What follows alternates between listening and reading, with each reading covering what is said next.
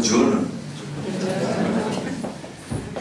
No Brasil a gente fala bom dia a todos e a todas. É um prazer estar aqui na Itália pela primeira vez. Já estive andando pela Europa, estive em Londres, na Rússia. Imenso prazer ter recebido o convite do Franco, quando ano passado, após termos realizado o primeiro simpósio internacional de saúde quântica e qualidade de vida.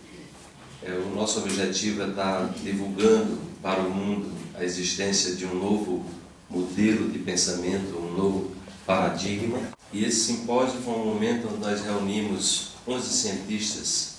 O planeta está doente. As pessoas também, de modo geral, muitas pessoas estão doentes. E a gente tem conhecimentos muito antigos de grandes mestres espirituais da humanidade, de muitas tradições do Ocidente e do Oriente, que têm nos apontado um caminho para atingir a verdadeira felicidade. Muitos desses ensinamentos, quando foram levados para a prática no dia a dia, eles se distanciaram da fonte.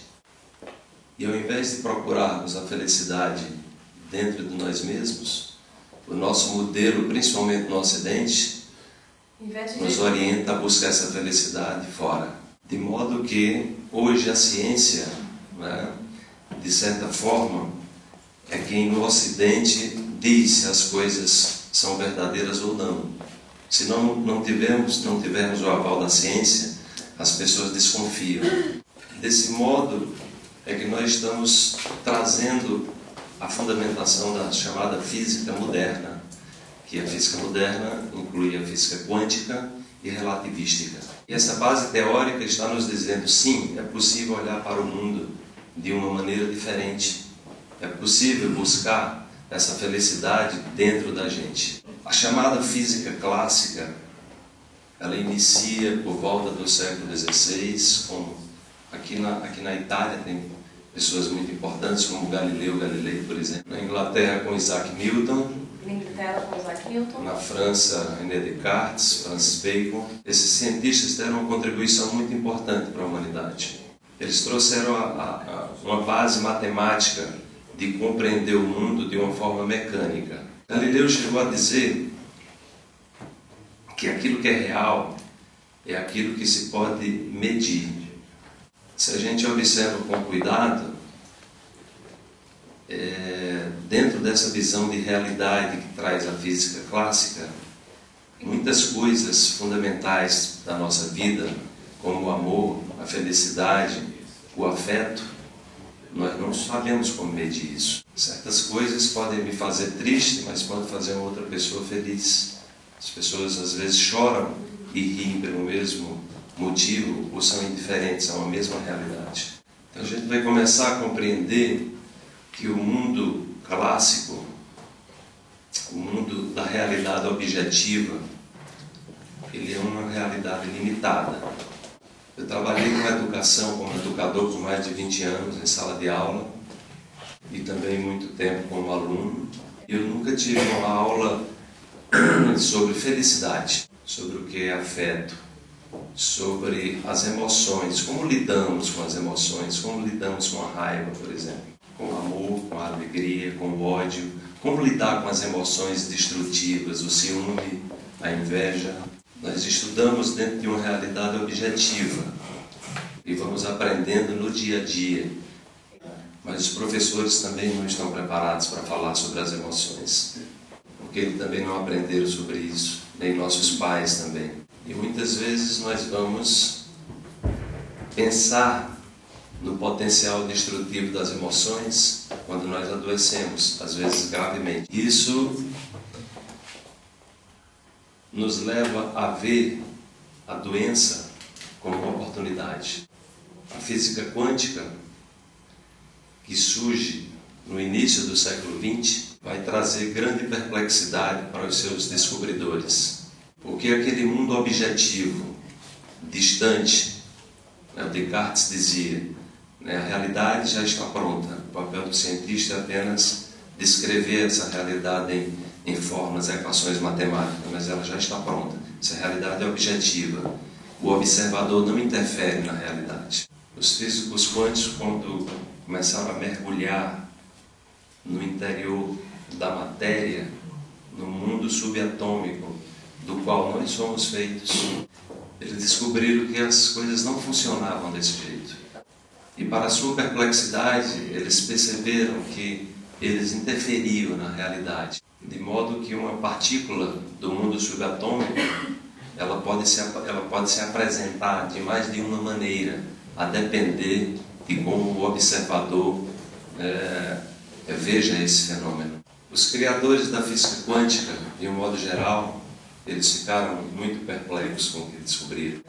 O Niels Bohr, que é considerado o arquiteto do átomo, ele costumava dizer: se você estudar física quântica e não sentir nenhuma estranheza, você não entendeu absolutamente nada. Então, se vocês tiverem sentir alguma estranheza, fiquem tranquilos que isso faz parte do processo. A gente vai estar aqui falando de mudança de paradigma.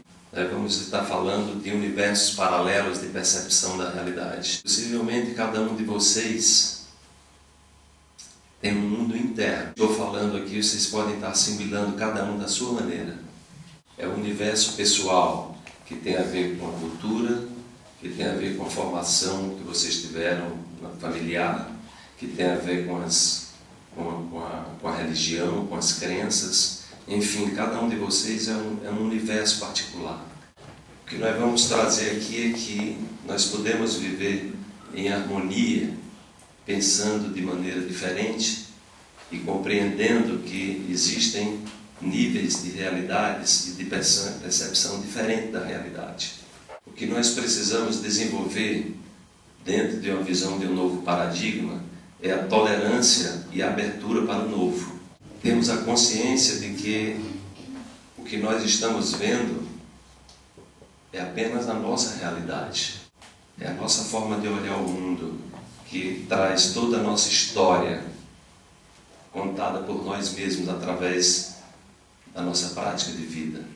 Esse ano eu estive na Índia e há uma diferença muito grande cultural na Índia em relação ao Brasil e em muitas partes do mundo. É como se os indianos, de uma certa forma, eles vivem num universo paralelo. Nós brasileiros também vivemos num universo paralelo. Certamente vocês aqui na Itália também. A proposta de um novo modelo de olhar para a realidade é que, na verdade, essas formas de viver, de compreender a realidade, elas podem coexistir da melhor maneira possível. Que o nosso objetivo, na verdade, é a investigação do ser interior. Compreendendo que diante de um quadro como aquele da parede, cada um que olha pode ter sensações diferentes. E a sensação que você vai ter olhando o quadro, necessariamente pode não ter nada a ver com o quadro, mas sim com as suas estruturas internas, com as suas crenças. A proposta, então, de um novo paradigma com base na física quântica, que está alinhado com as tradições espirituais, tanto orientais como ocidentais, é que cada um de nós passe a ser um investigador de si mesmo e possa, através da sua própria experiência, falar da sua própria história. É muito comum os professores estarem falando das experiências, contando experiências dos outros. E muitas vezes eles mesmos não vivenciaram aquilo do que eles estão falando. A proposta então é, vamos falar da nossa experiência. Para falar da nossa experiência, tem que ter abertura para vivê-la. Quando os físicos olharam o mundo no interior do átomo, eles perceberam que ali existia uma outra realidade, completamente diferente do mundo macroscópico que a gente vive. Eram leis diferentes. O que eles perceberam é que esses mundos, na verdade, existia uma conexão entre eles, apesar de serem diferentes. E que para compreender esses dois mundos é necessário a gente se despir das verdades prontas, e se transformar num investigador da nossa própria mente.